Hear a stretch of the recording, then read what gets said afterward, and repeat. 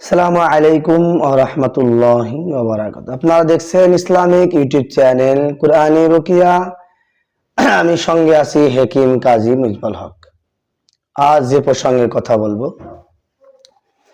রিজিকের বাধা। যারা রিজিকের বাধা নিয়ে চিন্তিত, যারা রিজিকের বাধা নিয়ে এমন ভাবে জর্জরিত আছেন।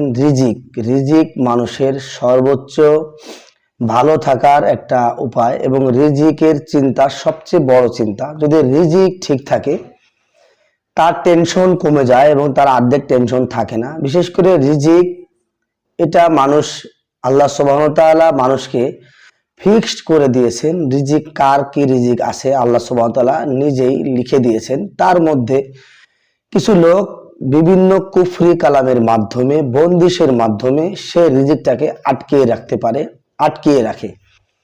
সেটাও আল্লাহর ইচ্ছাই হয়, আল্লাহর ইচ্ছা ছাড়া কোনো কিছু সম্ভব না।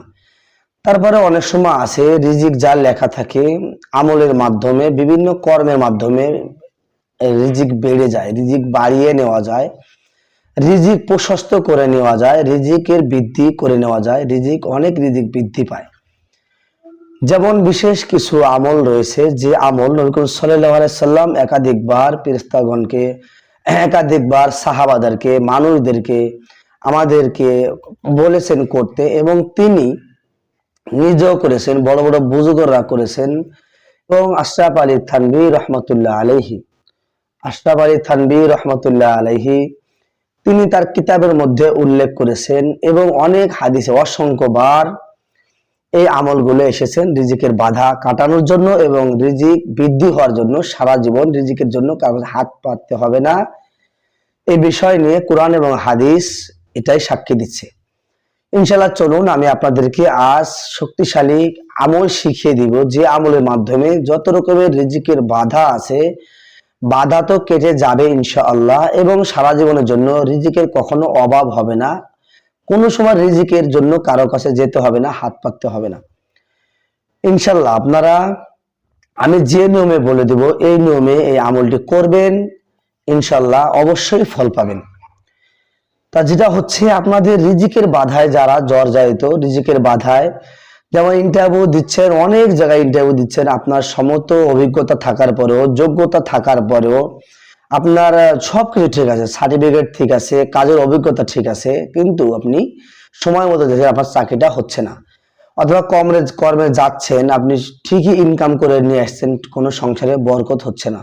বিভিন্ন ঝামেলায়, বিভিন্ন ভাবে সংসারে একটা ঝামেলা লেগেই যাচ্ছে, মানে কোনোভাবেই রিজিকের বাধা কাটতেছে না। এরকম এমন বন্দিশ থাকতে পারে, এমন বন্দিশ আছে, যে বন্দিশ কাটার জন্য আজকের আমলটি আপনার জন্য। তা আপনারা যেটা করবেন, যে কোনো বৃহস্পতিবার রাত অথবা যে কোনো সোমবার রাত্র থেকে রাত ঈশার নামাজের পরে 11 বার দুরূদ শরীফ পাঠ করে সূরাতুল ওয়াকিয়া 11 বার পাঠ করতে হবে। 11 বার দুরূদ শরীফ ঈশার নামাজের পর সোমবার অথবা বৃহস্পতিবার রাত্রে দুরূদ শরীফ 11 বার পাঠ করবেন। করার পরে এক স্থানে, এক জায়গা বসে, একটা রুমে, যে কোনো একটা কক্ষে বসে এই আমলটি করতে হবে। আপনারা দুরূদ শরীফ 11 বার পাঠ করবেন, সূরা ওয়াকিয়া 11 বার পাঠ করবেন। এইভাবে 11 বার করে 21 দিন, একদিন মিস হবে না। যদি মিস হয়, আবার যেদিনের থেকে মিস হয়েছে সেদিনের থেকে হিসাব হবে। আপনি 11 বার করে সূরা ওয়াকিয়া 21 দিন তেলাওয়াত করবেন। ওই ঘরে, ওই আপনার পরিবারে নিয়ত করে আপনি যখন আমলটি করবেন, যে আল্লাহ ইয়া রহমান ইয়া রহিম ইয়া হাইয়্যু ইয়া কাইয়্যুম, আমার যত রকমের রিজিকের বন্দিশ আছে, রিজিকের বাধা আছে, যা থাক না কেন, আল্লাহ আপনার কালামুল্লাহর শক্তিতে সমস্ত রিজিকের বাধা, সমস্ত রিজিকের বন্দিশ কেটে দিয়ে এবং আমার রিজিক বৃদ্ধি করে দেওয়া হোক। এই নিয়ত করে আপনি দুরূদ শরীফ পড়ে এই 11 বার পাঠ করবেন। করার পর লাস্টে আল্লাহ সুবহানাহু ওয়া তাআলার কাছে মোনাজাত করবেন। এভাবে 21 দিন করবেন। জীবনে কত কষ্ট করেছেন, কত টাকা ইনকামের জন্য সকাল থেকে বের হয়ে সন্ধ্যা পর্যন্ত কর্ম করেন, রাত্রে করেন, ওভারটাইম করেন, কত কাজ করেন, কিন্তু ওয়াকিয়া পড়তে আপনার যদি আপনার অনেক সময় লাগে, 40 মিনিট লাগবে, যদি তাতে যারা দুর্বল 1 ঘন্টা লাগবে, হাইস্ট 1 ঘন্টা 20 মিনিট লাগবে। তা আপনি যদি 21 দিন 1 ঘন্টা 20 মিনিট করে দেন, এটা ভারী একটা সময় লাগবে না। ইনশাআল্লাহ আপনার রিজিকের বাধা কেটে যাবে, যা করা আছে, এবং আজীবনের জন্য রিজিকের দরজা খোলা থাকবে। এখন আপনি 21 দিন যখন শেষ হবে, হওয়ার পরে আপনি প্রতিদিন একবার করে শোয়ার সময় রাত্রে অথবা সন্ধ্যার পরে, মানে সন্ধ্যার পরেই তো রাত হয়, সন্ধ্যার পরে প্রতিদিন আজীবন যতদিন বেঁচে থাকেন এই সূরা ওয়াকিয়া একবার পাঠ করে আপনি ঘুমাবেন। এই সূরা ওয়াকিয়া যদি আপনার বিশ্বাস না হয়, গুগলে সার্চ করে দেখবেন, বিভিন্ন আলেম ওলামারা কি বলতেছে, ইউটিউব দেখবেন, ফেসবুক দেখবেন, সবাই একই কথা বলবে, হাদিস কোরআন প্রমাণিত এবং অসংখ্যবার নবী সাল্লাল্লাহু আলাইহি ওয়াসাল্লাম এই সূরা ওয়াকিয়ার কথা বলেছেন।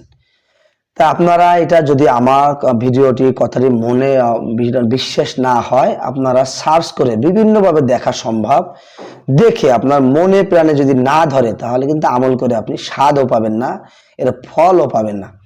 এবার সার্চ করে দেখবেন সূরা ওয়াকিয়া, বিভিন্ন আলেম, বিভিন্ন বুজুর্গগণ এই সূরা ওয়াকিয়াকে কিভাবে গুরুত্ব দিতে বলছে, কিভাবে পড়তে বলেছে এবং এর সম্পর্কে কি বলে আপনি জানবেন। অবশ্যই আপনি পাঠ করবেন।